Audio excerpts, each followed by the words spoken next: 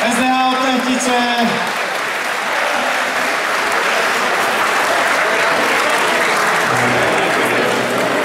Tento tým dosáhl stejný bodový zisk jako tým na 3. místě z Bartovic. Díky ale většímu umístění na 1. místě si odnese celkové 2. místo se ziskem 171 bodů.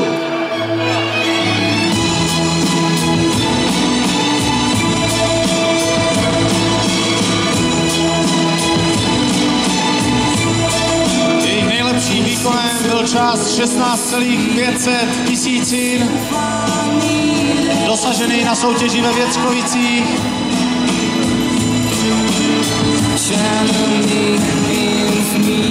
No a za zmínku stojí taky jejich nejlepší sestřih.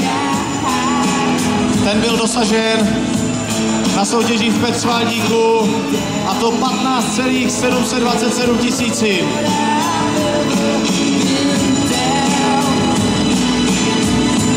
Sice se děvčatům nepodařila obhajoba loňského vítězství.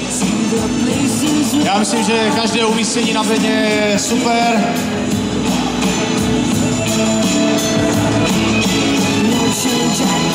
Takže 2. místo pro letošní rok.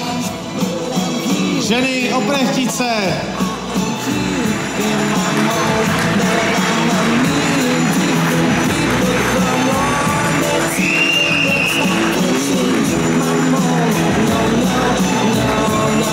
Děkuju děvčatům z Oprechtic. No a jsme na samém vrcholu ženské kategorie. Jsme u 1.